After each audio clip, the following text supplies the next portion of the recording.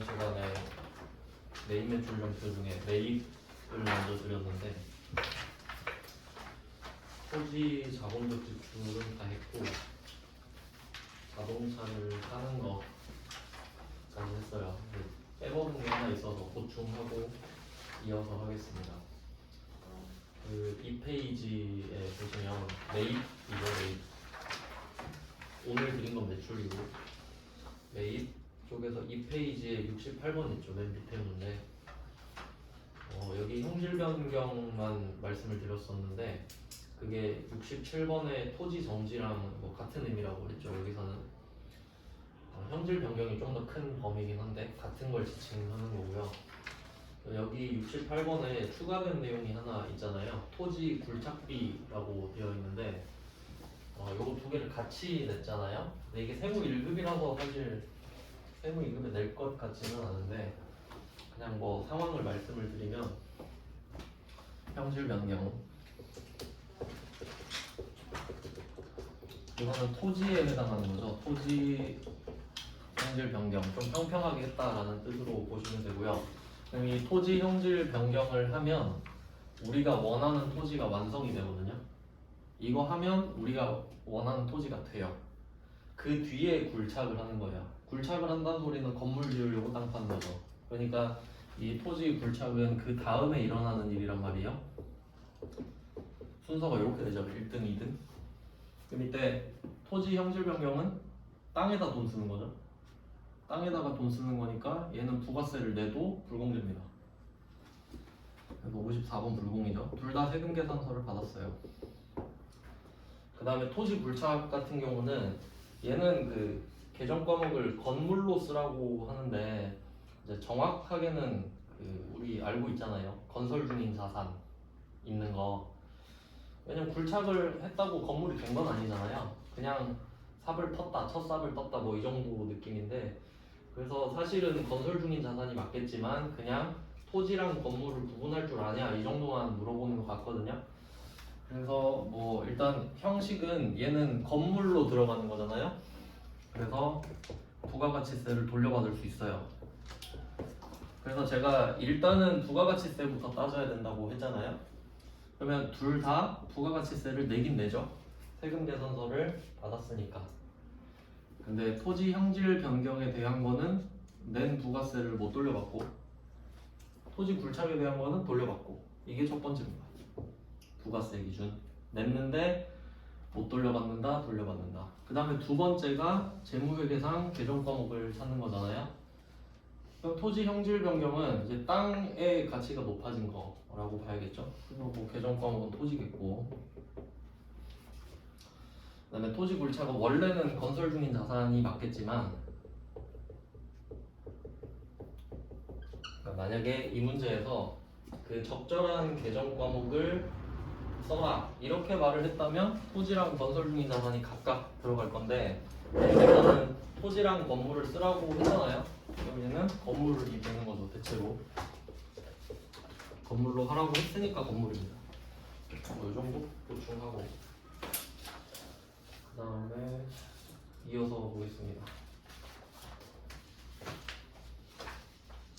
이제 4페이지 보시면 돼요. 3페이지까지 했으니까요.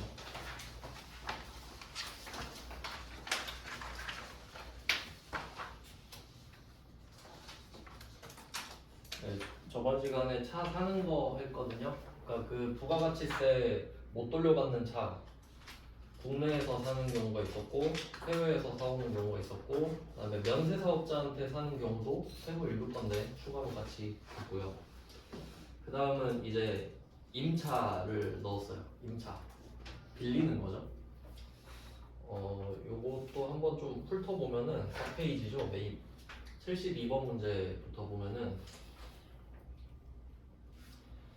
마케팅 부서에서 사용할 법인 차량 BMW 3000cc라고 합니다. 뭐 이게 세단인지 SUV인지는 그렇게 뭐 중요하지는 않고요. 어차피 승용차니까. 여기서는 렌트가 키워드가 될 겁니다. 렌트. 일단 렌트 정도 표시해 두시고요. 그 다음에 73번 그 밑에 문제로 가보면은 이번에는 그 방금은 배기량을 말해줬거든요. 근데 지금은 뭐 배기량 이런 거 말 안 하고 개별 소비세 과세 대상이라고 말을 하죠. 이게 곧 그 불공제 대상인 거 아시죠? 그리고 렌트도 나왔습니다. 렌트 표시해 주시고, 그 다음에 74는 리스라고 되어 있네요. 리스 표시해 두시면 됩니다. 이게 그 구분을 좀 잘 하셔야 되는데, 이게 만약에 회계 1급이면은 좀 디테일하게 안 해도 될 것 같은데, 이제 세무 2급 정도 되면은 제대로 해야 될 것 같아서 자세히 설명을 좀 드릴게요.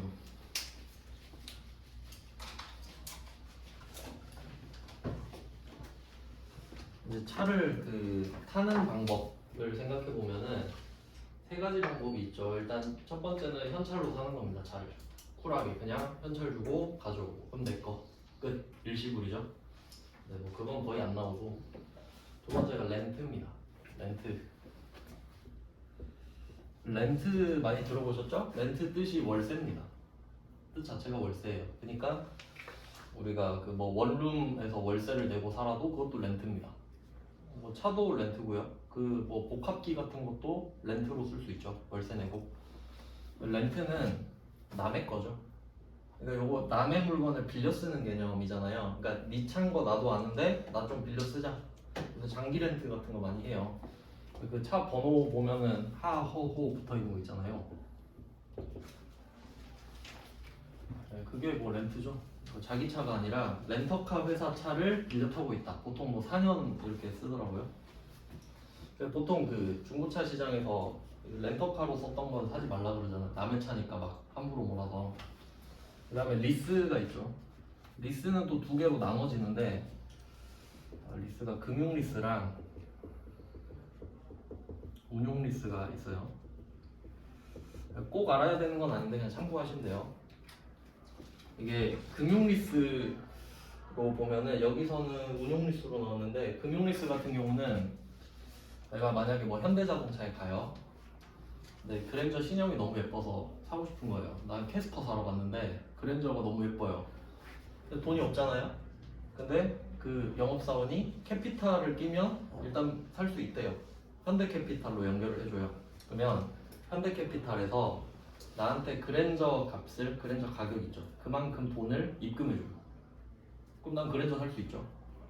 그럼 사고 나서 한 달씩 돈을 갚는 겁니다. 그러니까 좀 렌트랑 개념이 다르죠. 그러니까 금융리스는 그 돈 빌린 거예요, 그냥. 돈 빌려서 차를 일단 사고 갚는 거잖아요. 그래서 얘는 그 렌트랑 비교를 하면, 렌트는 서비스를 구매하는 거거든요. 남의 차를 쓸 수 있는 권리. 그래서 얘는 과세예요, 과세. 렌트는 일단 과세입니다, 부가가치세가.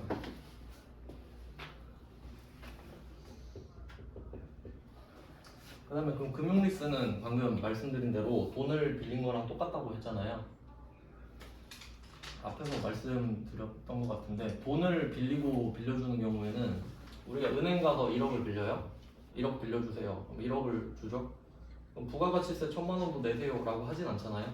1억만 왔다 갔다 하지. 그래서 그 금융이라는 것 자체가 면세입니다. 뭐 운용리수도 마찬가지고요. 그러니까 금융리스는 결국 그 내 차잖아요, 내 차. 근데 운용리스는 네 차예요. 네 차입니다. 조금 특이한 개념인데, 그러니까 정해진 기간 동안 돈을 갚고 나서 기간이 끝나면 그 갖고 갑니다. 그런 리스인가 봐요. 근데 어쨌든 그냥 리스는 면세라고 생각하시면 됩니다. 왜냐면 돈 빌린 거니까. 그 뒤에 소유권까지는 우리가 알 필요는 없어요. 지금 결제하는 방식 이야기하고 있기 때문에. 그러면 이렇게 나눠지잖아요, 일단. 그러면 면세 같은 경우는 불공제랑 상관이 없죠. 그러니까 면세란 소리는 내가 부가가치세를 아예 안 냈다는 소리잖아요.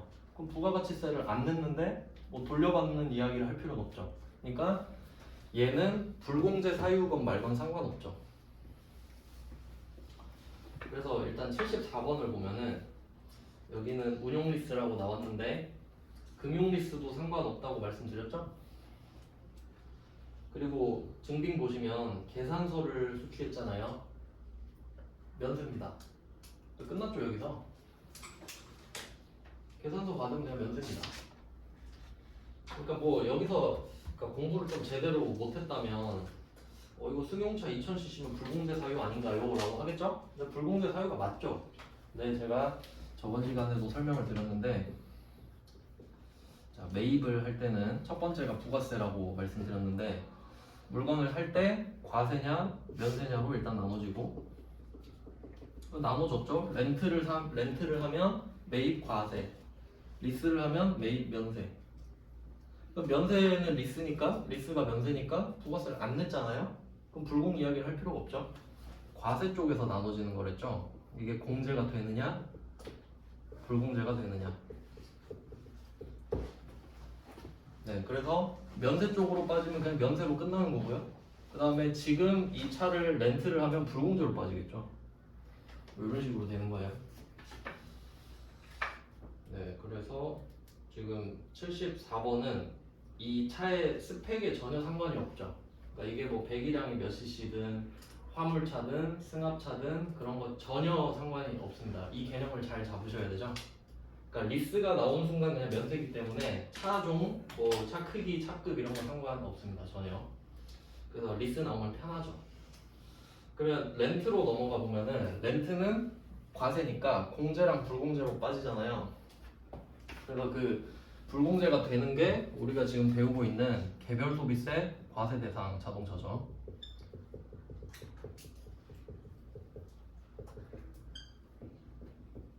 실제로 그 부가가치세법에 보면은 그 공제받지 아니하는 매입세 조항이 있어요. 그 조항에 개별 소비세가 과세되는 자동차라고 나와 있어요.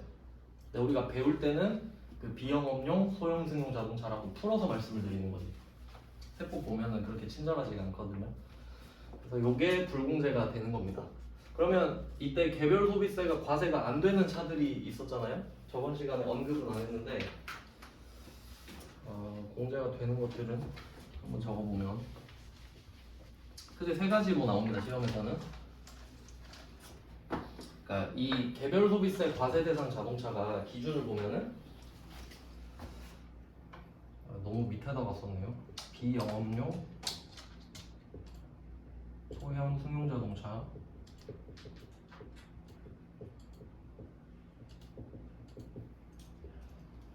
이게 8인승 이하 그 1000cc 초과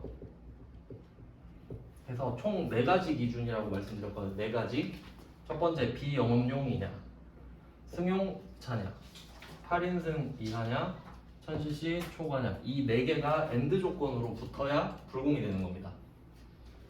그러니까 사치성이 강하다 이거죠. 이렇게 해당이 되면은 그러면 이 중에 4개 중에 하나씩 다 바꿔보면 되거든요. 그럼 첫 번째가 비영업용이 아닌 건 영업용이죠. 제가 말씀드렸잖아요. 그 창원에 벤츠 택시 있다고 2억짜리. 그건 영업용이잖아요. 그럼 개별 소비세도 안 냈을 거고 부가세도 낸 거 돌려받았을 겁니다. 불공이 아니니까. 그러니까 이 개념을 이해하셔야 된다는 거예요. 안 그러면 외울 수가 없습니다. 그럼 두 번째 승용차. 승용차는 사람이 타는 목적입니다. SUV, 세단 다 상관없고요. 화물차는 승용차가 아니죠. 그래서 승용차가 아닌 건 화물차. 화물차는 인승, 배기량 상관없고 영업용, 비영업용 상관없습니다. 그러니까 우리가 제조업이잖아요. 그럼 제조업인데 화물차를 샀어. 근데 우리는 비영업용이라고 그랬죠 일단. 하지만 화물차는 승용차가 아니잖아요. 그럼 우리가 화물차를 사도 부가세 낸 거 돌려받는다 이 말이지. 이제 그 취지를 생각해 보시면은 그 세단이나 SUV는 사치 품목일 수도 있잖아요. 근데 뭐 사장이 자기 사치 부린다고 막 그 그 트럭 같은 거 사진 않잖아요. 그러니까 화물차를 샀으면 필요해서 샀겠지 정도의 느낌이라서 그냥 해줄게 이런 느낌이죠. 그 다음에 8인승 이하 반대는 9인승 이상이죠. 그리고 여기서는 부가가치세법상 승합차인데 적어보면은 일단 첫 번째가 영업용 차량 비영업용의 반대. 그 다음에 두 번째는 승용차 반대 화물차. 세 번째는 8인승 이하 반대가 9인승 이상이죠. 여기선 편의상 승합차라고 할게요.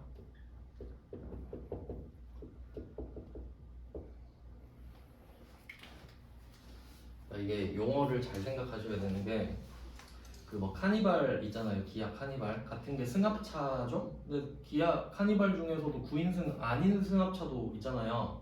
그럼 우리가 일상적으로 걔를 승합차라고 불러도 부가가치세법상으로는 승합차라고 안 부른다는 소리예요. 그러니까 부가가치세법에서 그냥 정해놓은 기준인 거예요.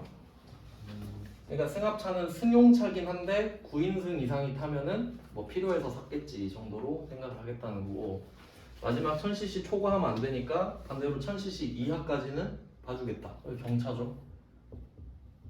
우리가 경차라고 부르는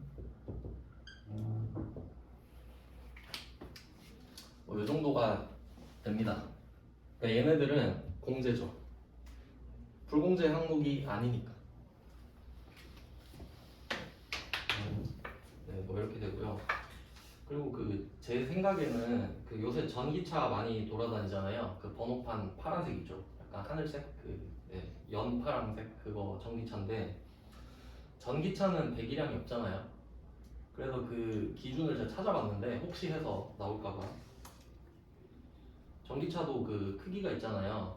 경차가 여기 부가가치세법에서 그 정한 기준이 정확하게 기억이 안 나는데 이게 1.8m, 1.6m 하고 배기량 1000cc 이하를 경차로 보거든요. 부가가치세법에서는. 그러면 전기차도 크기가 있을 거 아니에요. 그러면 그 경차 크기만 따져요. 전기차는. 참고하시면 될 것 같고, 내기는 좀 힘들 것 같긴 한데 참고로 알고 계세요. 네, 뭐 이렇게 보시면 돼요. 그럼 결론을 한번 내볼게요. 리스가 나왔다. 그럼 리스는 면세잖아요. 그러니까 여기 있는 차 중에 어떤 게 해당돼도 면세니까 그냥 끝이죠, 면세로. 두 번째, 렌트가 나왔다. 렌트는 과세잖아요. 그럼 위에 파란색 글씨로 쓴 차를 렌트하면 부가세를 낸 걸 돌려받습니다. 공제니까요. 근데 요런 차를 렌트하면 불공제가 된다. 이렇게 구분을 하셔야 되는 거죠. 그러니까 이 그림이랑 똑같아요. 과세냐 면세냐 하고 공제냐 불공제냐 따지시면 됩니다. 근데 여기는 불공 파트이기 때문에 제가 일부러 그 개별 소비세가 되는 차만 넣은 거죠. 두 가지로 넣었잖아요. 73번은 솔직히 개꿀이죠. 개별 소비세 과세 대상이라고 그냥 알려줬으니까 얘는 그냥 불공이라는 뜻이죠. 불공제라는 뜻이고, 근데 불공제인데 세금 계산서를 받았으니까 54번 불공이 된 거고, 이렇게 되고, 그 다음에 72번은 그렇게 뭐 쉽게 알려준 건 아니고 그냥 BMW 3000cc다. 그리고 뭐 당연히 우린 제조업이니까 비영업용으로 빠질 거고요. 3000cc면 뭐 인승은 별말 없으면 5인승이라고 보시면 되니까. 네, 이렇게 세 문제를 봤습니다. 렌트 불공이고, 네, 리스도 봤어요. 네, 그 다음 5페이지죠.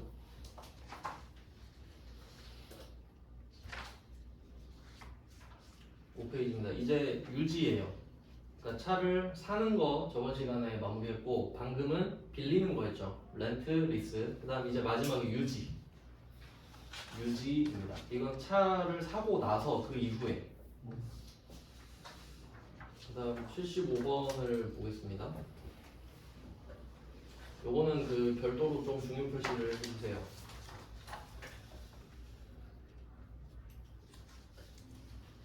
중요 표시를 해야 되는 이유는 여기서 세금 계산서를 받았어요. 세금 계산서 받았죠? 일단 뭐 세금 계산서를 받았대요. 그럼 이제 저번에 그 수입 쪽도 하면서 말씀을 드렸었는데,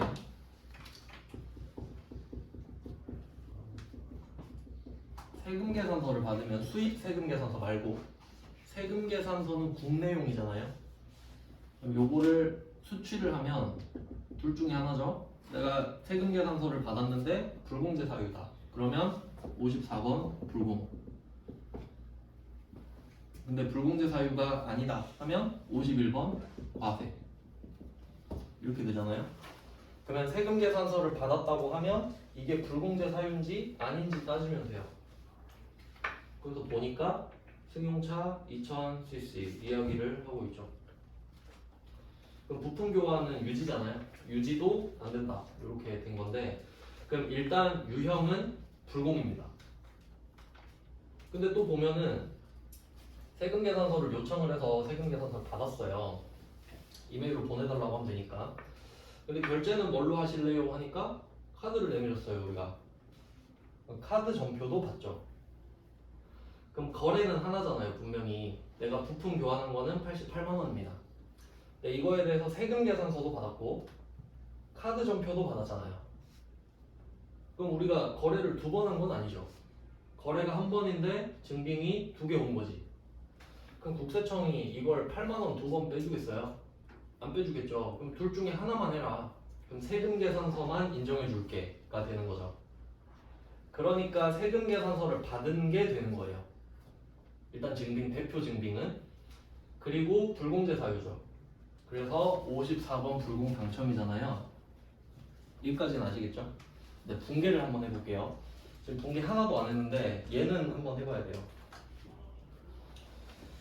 그럼 일단 그 자동차의 부품을 교환했다고 하면은 이거 같이 써두셔야 됩니다. 수익적 지출이라고. 수익적 지출. 수익적 지출. 이게 굉장히 좋은 문제인 게 한번 생각을 해볼게요. 우리가 그 수익적 지출도 배웠고 자본적 지출도 배웠어요. 둘 다 배웠어요. 이거 회계 1급 때 했던 거니까 자세히는 안 하는데, 그럼 이때 이 불공이냐 과세냐는 부가가치세잖아요. 그러니까 이게 첫 번째. 부가가치세를 냈냐 안 냈냐. 냈으면 돌려받을 수 있냐 없냐. 이게 첫 번째고, 두 번째는 그 돈을 왜 썼냐죠. 왜 썼어? 하니까 부품을 교환